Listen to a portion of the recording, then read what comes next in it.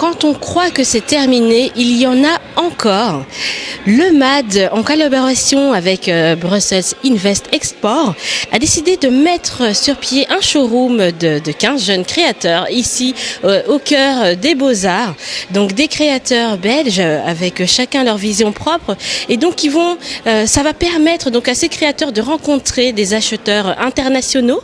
Ils vont pouvoir venir voir sur place peut-être des choses qui pourraient les intéresser et qui pourraient être placées d'ici quelques mois dans les différentes boutiques dans les 4 coins du monde. Donc ils présentent une collection automne-hiver 2015 et aussi quelques pièces de la collection de l'année prochaine, printemps-été. Nous allons aller à la rencontre d'un créateur d'origine rwandaise donc qui a créé son studio, Munana Gatera Couture Studio. Et donc nous allons voir un peu quelles sont ses inspirations. Il est accompagné de celle qu'il appelle sa muse, qui porte ses créations que l'on peut voir aussi en grand sur le mur. Donc on s'avance et il y a déjà de très belles pièces colorées qui me plaisent et c'est imprimé graphique. Bonsoir. Je vais commencer honneur aux dames. Bonsoir. Merci, bonsoir. Comment vous appelez-vous? Je m'appelle Néfer et je suis le modèle et l'ambassadrice de la marque de Gatera, atelier d'art et couture. Voilà, avant de parler plus avant de la marque, mais déjà savoir pourquoi vous avez accepté cette tâche qui est d'être ambassadrice de ce studio. C'est une histoire très personnelle, très intime, d'une rencontre avec une personne, je pense même on peut dire 2 âmes qui se retrouvent et qui s'entendent et c'était immédiat. On s'est rencontrés, il m'a demandé de travailler pour lui, j'ai dit oui, je ne savais pas ce qu'il faisait. Et puis c'était une évidence. Au fur et à mesure qu'on a avancé et ça s'est créé, ça a donné ce que ça donne et je suis très heureuse d'avoir accepté sans réfléchir ce premier soir-là.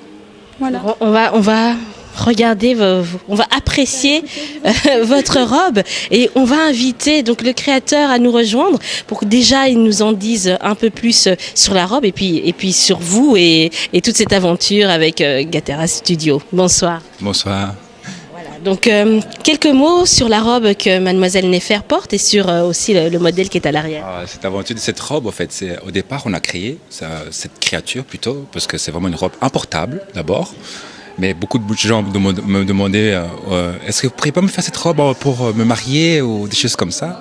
Du coup, on est parti un peu pour une sorte de dégradation de forme avec celle-ci, en fait.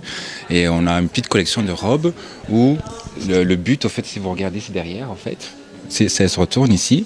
Il n'y a qu'une seule couture, ici au niveau et là, en fait. C'est comme une sorte de feuille qu'on plie comme ça, ce qui permet de garder toute la liberté de l'impression, en fait.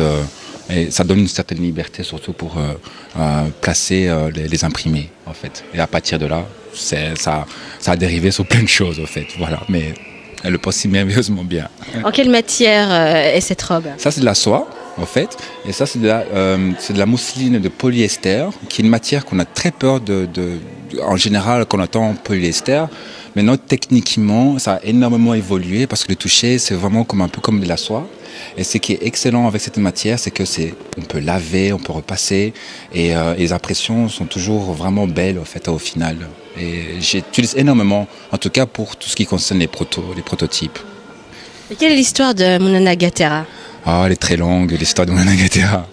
En fait, à la base, j'ai une très grande passion. Je suis artiste peintre à la base. Et à partir de là, c'est vrai que quand je faisais des expositions, on pensait que c'est du tissage ou des imprimés. Et c'est là que ça... Dans mon idée, je me suis dit, c'est vrai que j'ai envie vraiment de tester le textile. Et c'est à partir de là, en fait, ça s'est développé avec les couleurs, parce qu'on a envie de jouer avec plein de couleurs avec ça. Et vraiment, de bout en bout, pendant 5 ans, j'ai vraiment développé aussi le textile à côté de ma peinture. Donc aujourd'hui, vous êtes présent donc, dans ce showroom pour vous permettre aussi d'aller à l'international avec des acheteurs qui seront là. Donc on va un peu parler de la collection que vous présentez. Je vais mettre par ici, ce sera plus facile. il y a la soie qui revient. C'est une matière que vous aimez travailler? Ça a été automatique, en fait, la soie. Je crois que de notre temps d'enfance, on a toujours la soie dans notre tête, mais c'est vrai, c'est la première matière que je voulais travailler. Et puis, petit à petit, j'ai commencé à découvrir d'autres matières comme le modal cachemire aussi, et qui donne un toucher très doux par rapport à la soie. Et c'est vraiment ces deux domaines que j'essaie de travailler pour l'instant. Mais il y a vraiment d'autres matières qui sont très intéressantes, mais vraiment petit à petit. Voilà, on découvre aussi, personnellement aussi. On sent vraiment vos influences d'artiste peintre parce que l'imprimé est systématiquement présent. Oui, vraiment.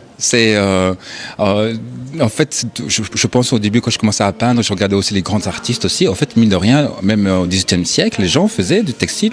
Les grands artistes faisaient des imprimés sur différentes matières, ou des tapis, ou de la soie aussi. Ils ont beaucoup travaillé la soie aussi. Et du coup, quand j'ai vu ça, j'ai dit, bah ok, si eux ils font ça, moi je peux me permettre de le faire aussi, quoi. Donc à partir de là, c'est vrai que ça donne envie. Et c'est vrai que pour l'instant, par rapport à mes imprimés, maintenant la suite des choses, ce que je désire sincèrement, c'est les mettre à plat. C'est-à-dire comme les robes, par exemple, ça permet de voir l'entièreté du dessin.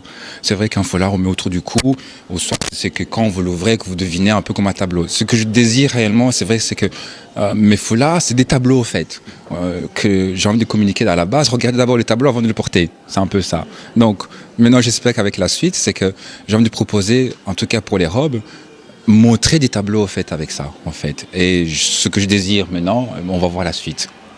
Et, en parlant de suite, qu'est-ce qu'on peut vous souhaiter alors pour la suite? Oh mais en tout cas, je dirais en dehors de mon travail, ce que je souhaiterais que mes enfants trouvent un chemin, hein, et que dans ce monde il y a des personnes qui vont les croiser, qui vont l'aimer et qui vont les porter. Voilà, je pense que c'est la seule chose que je peux souhaiter. Je les considère un peu comme mes enfants, qu'on les aime aussi et qu'on a envie de les porter. Voilà, c'est ce que je peux désirer le plus au monde, quelque part.